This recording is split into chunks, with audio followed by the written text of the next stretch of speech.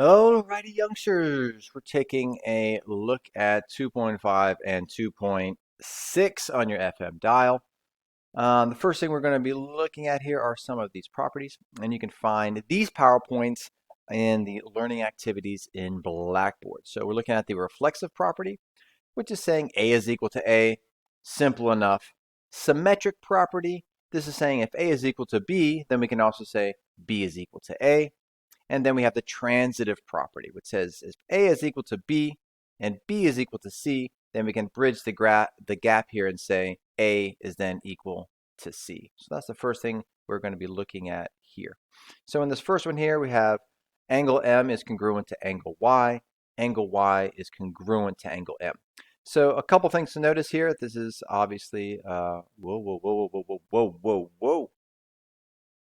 Little technical difficulty there. All right, so we could see we have the symmetric property going on there. And the big thing to notice here is that these symbols here are for congruent. So you see above it, we have equality there. So if those were equal signs, that's when we would choose symmetric. So both of these have the correct property, but equality and congruence, we need the right symbol for that.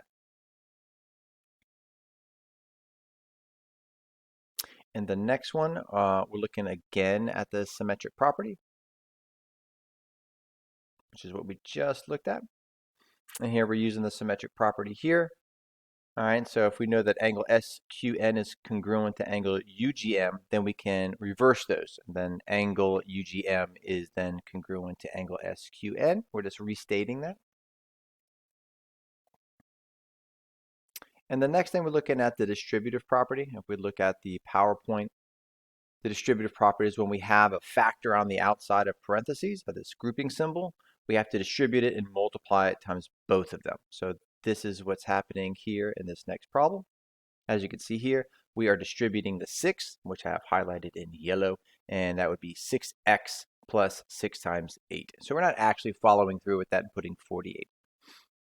In this next section, we're looking at the transitive property. If we go back and look at the PowerPoint, we can see that the transitive property, if A is equal to B, B is equal to C, and then we connect A is then equal to C. And we see that here. Angle M is congruent to angle V to T, then that lets us know that we can now create the bridge between angle M and angle T.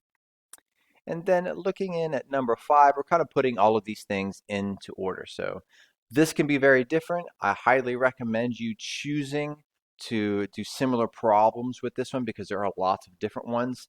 And sometimes the answer can be any of these 4. None of these properties, symmetric, reflexive, or transitive.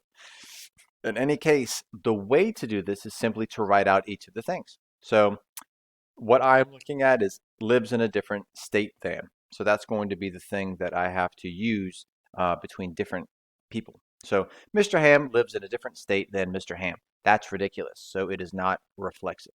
So now I'm on to symmetric, which is saying A is equal to B, B is equal to A. So my equal is now lives in a different state. So Mr. Ham lives in a different state than Bella. And then I reverse that. Bella lives in a different state than Mr. Ham.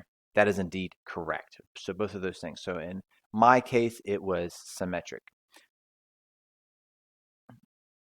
Looking at the next one, we are now looking at vertical angles here. So vertical angles, and as you can see here, 2 and 4, you might say, oh, well, those are vertical. It's up and down. But also, it can go left to right, as you can see with 1 and 3. It is created at an intersection where we are creating 2 angles, or 2 pairs of angles that are vertical, and they are congruent to each other. So in this case, we're looking here, and I put them in yellow here. We see 1 and 4. They are vertical, so therefore they're equal. So that's why angle 1 is also 90. And then I have angle 2 and angle 5. They're in this beautiful, nice light blue, kind of Miami Vice type of blue. So we know that angle 5 and angle 2 are both 55 degrees. And then in fuchsia, this beautiful fuchsia we have here, I see that they are also vertical. So I know that angle 6 and angle 3 are both 35.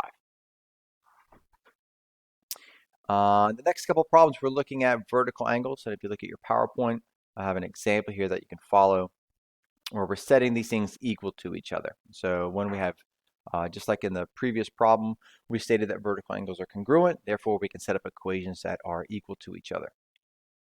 And so in this case, we're looking here. So I know that angle 1 and angle 3 are congruent because they're vertical. And I set them up so 4x is equal to 80. Now I know that x is equal to 20. And then looking from previous sections I have here circled in red, we see that angle 2 and angle 3 are a linear pair, which means that they're going to equal 180 when we add them. So I can add y, or angle 2, plus angle 3, 80, is equal to 180. This allows me to solve for y, and I get that equal to 100.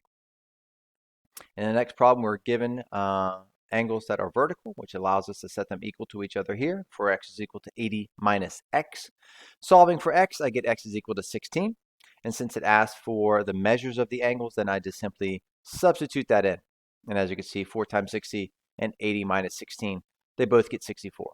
This must happen because these angles are vertical and are equal to each other. Same thing is happening to number 9. We have vertical angles. We set them equal to each other. We solve for x. I get 33. We plug them back in for x, and we see that we get congruent measures of 132.